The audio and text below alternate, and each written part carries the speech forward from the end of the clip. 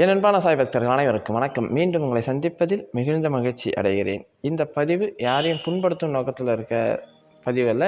எச்சரிக்கையாக இருக்கணுன்றதுக்காக தான் இந்த பதிவே நான் போட போகிறேன். அதுக்கு முன்னாடி நான் சொல்கிறது, நம்மளுடைய ஸ்ரீ துவாரகமாய் ஆலயத்தில் இன்றைக்கி ஈவினிங் வியாழக்கிழமை சிறப்பு கூட்டு பிரார்த்தனை நடைபெறும். உங்கள் பிரார்த்தனைகள் அனுப்பி வைங்க. அதே போல் ஏப்ரல் 6ஆம் தேதி பாபாவோட பிறந்த நாளாக, அதாவது ராமநவமி அன்னைக்கு நம்ம பாபாவோட பிறந்த நாளாக தான் நம்ம இங்கே கொண்டாட போகிறோம். நீங்கள் அனைவரும் அதில் கலந்து கொண்டு அப்பாவோட ஆசீர்வாதத்தை பெற்றுக்கொள்ளும்படி தாழ்மையோடு கேட்டுக்கொள்கிறேன். காலையில் லட்சுமி குபேர பூஜை, அதுக்கப்புறம் மதியானமாக ஆரத்தி, ஈவினிங் பல்லக்கு ஊர்வலம், அதுக்கப்புறமா ஆரத்தி, ஈவினிங் ஆரத்தி, அதுக்கப்புறமா இன்னிசை கச்சேரி. இதுதான் நம்மளுடைய டார்கெட்டு, இதுதான் நம்மளுடைய அந்த சாட். நீங்கள் இதில் ஏதாவது ஒன்றத்தில் கலந்து கொண்டு அப்பாவோட ஆசீர்வாதத்தை பெற்றுக்கொள்ளும்படி கேட்டுக்கிறேன். சாய்ராம். இன்றைக்கி நான் பேச போகிற விஷயம் திரும்ப சொல்ல யார் மனசையும் புண்படுத்துறதுக்காக இல்லை, கொஞ்சம் நீங்கள் எச்சரிக்கையாக இருங்க என்பதற்காக தான் இந்த எச்சரிக்கை பதிவு. ஒரு சாய் சகோதரி எனக்கு இலங்கையிலேருந்து ஃபோன் பண்ணாங்க. அவங்க மக வெளிநாட்டில் இருக்கிறாங்க. அது நல்லா புரிஞ்சுங்க. அவங்க மக வெளிநாட்டில் இருக்கிறாங்களாம். ஆனால் இந்த தாய் வந்து இலங்கையில் இருக்கிறாங்க. அவங்க மகளுக்கு ஒரு பிரச்சனை. அவங்க மக என்ன பண்ணியிருக்கிறாங்க, அவன் பையனுக்கு, மகளோட பையனுக்கு, வெளிநாட்டில் இருக்கிற மகனோட பையனுக்கு உடம்புல ஏதோ பிரச்சனை இருக்குது. இது ஒரு தாய் ரொம்ப வருத்தப்பட்டு இருக்கிறாங்க. வருத்தப்பட்டு இதுக்கு தீர்வு கிடைக்காதான்னு தேங்கி கொண்டு இருக்கும்போது ஏதோ ஒரு யூடியூப் சேனல் பார்த்துருக்குறாங்க. ஏதோ ஒரு யூடியூப் சேனல் பேரில் நம்ம சொல்ல வேண்டாம். அவங்க என்கிட்ட சொன்னாங்க, இருந்தாலும் அந்த பேர்லாம் நமக்கு தேவையில்லை. அந்த யூடியூப் சேனலை பார்த்து அவங்கள தொடர்பு கொண்டு இருக்கிறாங்க. சகல நோய்களையும் அவங்க தீர்ப்பேன். அது ஒரு பக்தி தான் அதுன்னு வச்சுங்களேன். அதுவும் ஆன்மீக சேனல் தான் போல இருக்குது. நாங்கள் வந்து தீர்க்காத நோயே இல்லை, எங்ககிட்ட வந்தால் எல்லா பிரச்சனையும் தீரும்னு சொல்லி அவங்க ஃபோன் பண்ணியிருக்கிறாங்க. ஃபோன் பண்ண உடனே அவங்களும் அந்த டீட்டெயிலாம் கேட்டுருக்குறாங்க. அந்த சகோதரிக்கிட்ட கேட்டுட்டு, ஓ அப்படியா, உங்கள் பையனுக்கு இவ்வளோ இருக்கா பிரச்சனை, அவர் நான் பார்த்துட்டு சொல்கிறேன்னு பார்த்துட்டு ஒரு விஷயத்த சொல்லியிருக்கிறாங்க.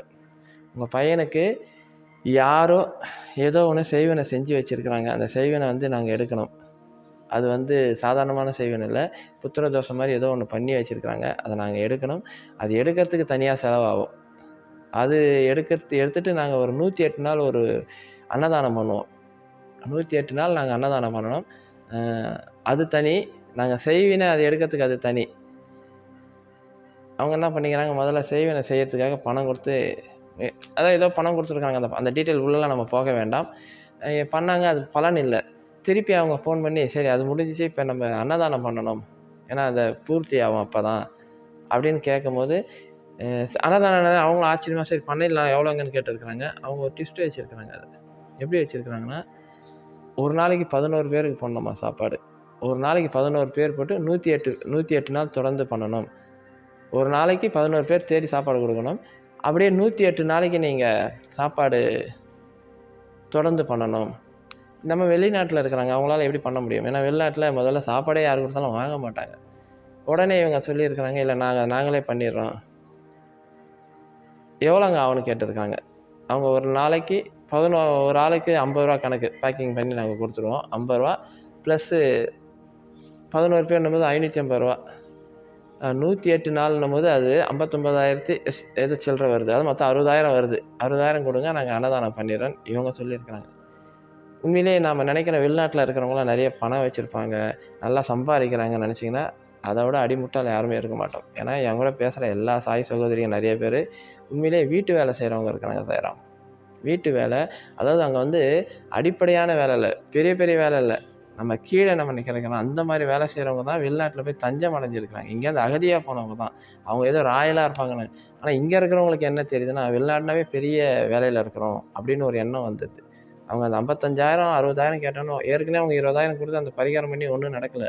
திருப்பி 55,000 60,000 போது அவங்க ஆடியே போயிட்டாங்க. உடனே அந்த அம்மா இந்த சகோதரிக்கு, அதான் தாய்க்கு ஃபோன் பண்ணி பேசியிருக்காங்க. அம்மா இந்த மாதிரி எனக்கு ஃபோன் பண்ணியிருக்கிறாங்க, என்கிட்ட பணம் இல்லை, என்ன பண்ணுறதுன்னு தெரியல, நோய் குணமாகணும் அப்படின்னு தாயும் மகளும், வெளிநாட்டில் இருக்கிற மகளும் தாயும் பேசியிருக்கிறாங்க. அப்போ தான் சார் ஒரு ட்விஸ்ட்டு பாபா செஞ்சுருக்கிறார். இந்த தாய், இலங்கையில் இருக்கிற தாய் என்னுடைய வீடியோ பார்ப்பாங்க. ஒரு 2 நாளைக்கு முன்னாடி என்னுடைய வீடியோ போயிருக்கு. ஏற்கனவே ஒரு வீடியோ ஒன்று போட்டிருந்தேன், எச்சரிக்கை, சாய் பக்தர்களுக்கு எச்சரிக்கை. அந்த வீடியோ அவங்க கண்ணில் பட்டுடுச்சு. பாபா தான் பெரிய மிராக்கல் பண்ணுவார்ல. உடனே எனக்கு ஃபோன் பண்ணாங்க. நடந்த விஷயத்தை எல்லாத்தையும் சொன்னாங்க. சாயனா, என் மகன் ரொம்ப பயப்படுறா, அதை பண்ணியே ஆகணுன்றா. ஏன்னா அவங்க சொல்லிட்டாங்க, அவங்க அந்த மனநிலையிலேருந்து வெளியே வரமாட்டாங்க. இவங்க வேணாமா, அதெல்லாம் பொய்யின்றாங்களே, இருந்தாலும் அவங்க அவ்வளோ பிரெயின் வாஷ் பண்ணி வச்சுருக்கிறாங்க. நான் என்ன பண்ணுறதுன்னு தெரில, நான் அன்னதானம் பண்ணுறதுக்கு எனக்கு உண்மையிலே இலங்கையில் இருக்கிற பொருளாதாரத்துக்கு 50,000 இந்திய மதிப்பே 50,000 நாங்கள் எவ்வளோ போகிறதுன்னு எனக்கு தெரியல. உண்மையிலே இல்லை. நீங்கள் ஏதாவது ஒரு வழி சொல்லுங்கள் சார். நான் இந்த அன்னதானத்தை நான் போட்டே ஆகணும்னாங்க. இந்த அன்னதானத்தை நான் போட்டே ஆகணும்னாங்க. நீங்கள் வழி சொல்லுங்கள், இது போடணுமா? போட்டால் தான் என் மக திருப்தியாக இருப்பான்னு. நானும் யோசனை பண்ணேன். ஏன்னா அவங்க மைண்ட் செட்டு போயிடுச்சு, அன்னதானம் பண்ணணும், கடன் வாங்கியாவது கொடுக்கணும்னு. சரி, அன்னதானம் பண்ணியே ஆகணும். நீங்கள் அதுக்கு நான் ஒரு வழி சொல்கிறேன், அதை நீங்கள் செய்யுங்கன்னு. உண்மையிலே இந்த வழியை நீங்களும் செய்யலாம். ரொம்ப எளிமையான வழி. 56,000 60,000 ஆகாது. அதிகபட்சமாக போனால் ஒரு 300 400 இது முடிஞ்சு, அதிகபட்சமாக 500 முடிஞ்சிடும். அவங்ககிட்ட சொல்ல இலங்கை காசு எவ்வளோன்னு தெரியல, நம்ம இந்த இந்திய காசு நான் 500 அதிகம் தான் சொல்லணும்னு வச்சிங்களேன். ஒரு 300 நம்ம முடிச்சிடலாம். 108 நாளைக்கு நீங்கள் அன்னதானம் போடலாம். அதுக்கு அதிகமாக ஒரு நாளைக்கு 100 பேருக்கு கூட நீங்கள் சாப்பாடு போடலாம். அந்த அளவுக்கு பண்ணலான்னு ரொம்ப சந்தோஷப்பட்டாங்க. என்னன்னு கேட்டாங்க. ஒரே விஷயம் சாய்ராம், உங்கள் வீட்டில் அரிசி நீங்கள் சமைப்பீங்களா? சமைப்பேன்.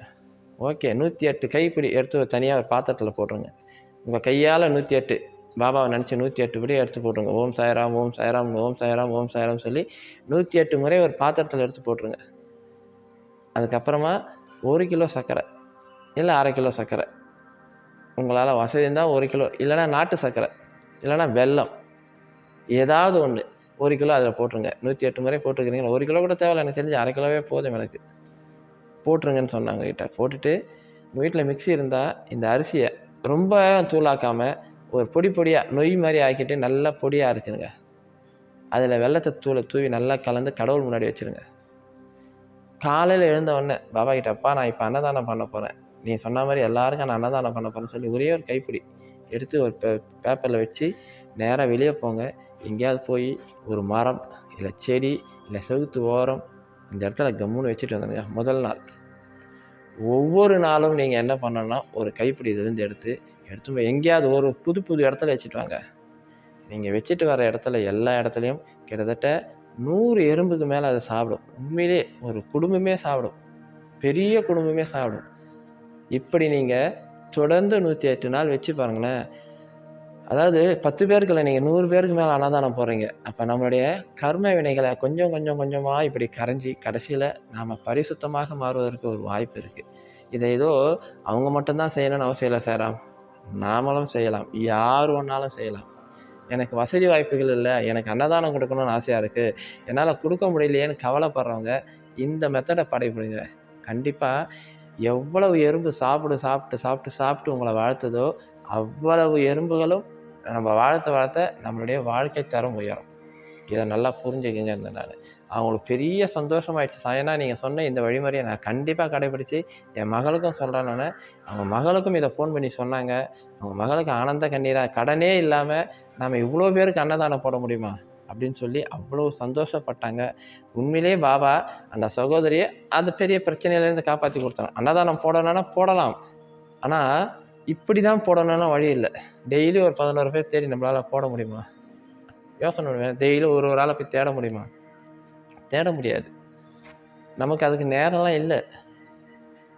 இப்படி பண்ணி பாருங்கள். எங்கேயும் உங்கள் வீட்டை விட்டு கூட போகணும், உங்கள் ரோடு சந்திலேயே நீங்கள் எல்லாருக்கும் போட்டுடலாம், உங்கள் தெருவிலேயே போட்டுடலாம். ஏதாவது ஒரு மரத்தை கீழே வச்சுருவாங்க, ஏதாவது ஒரு செடி கீழே, ஏதாவது ஒரு இடத்துல வச்சது இன்னொரு இடத்துல வைக்க வேண்டாம், தொடர்ந்து ஒரு இடத்துல வைக்க வேண்டாம், மாறி வச்சு பாருங்களேன்.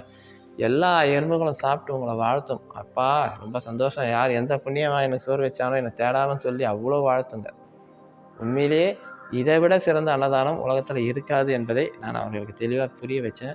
அவங்களுக்கு பெரிய சந்தோஷமாயிடுச்சு. இப்படி யாராவது உங்களை சொன்னாங்கன்னா இப்படி உங்களுடைய அன்னதானத்தை முடிச்சுங்க. நான் அவங்கள குறைலாம் சொல்லலை, அவங்க பண்ணுறாங்களா ஏமாத்துறாங்களா அதெல்லாம் நம்ம டீட்டெயில் தேவையில்லை. ஆனால் இப்படி பண்ணி பாருங்கள், உங்களுடைய செலவும் கம்மியாகும், உங்களுடைய ஆத்ம திருப்தி, உங்கள் கையால் அன்னதானம் பண்ணும்போது இன்னும் ஆத்ம திருப்தி வரும்ல. முயற்சி பண்ணி பாருங்கள் சார். இப்படியும் நீங்கள் அன்னதானம் பண்ணால் உங்களுடைய கர்ம வினைகள் போகும். இதை முயற்சி பண்ணிங்கன்னா அந்த சகோதரி அதை பண்ண ஆரம்பிச்சிடுவாங்க. கண்டிப்பாக நாங்கள் அந்த சகோதரியுடைய மகனுக்காக பிரார்த்தனை பண்ணுறோம். சீக்கிரமாக அவர் அந்த பிரச்சனையிலேருந்து வெளியே வந்துடுவார் என்று எனக்கு பரிபூர்ணமாக நம்பிக்கை இருக்குது. பாபா நம்மளை காப்பாற்றுவார். ஓம் சாய்ராம்.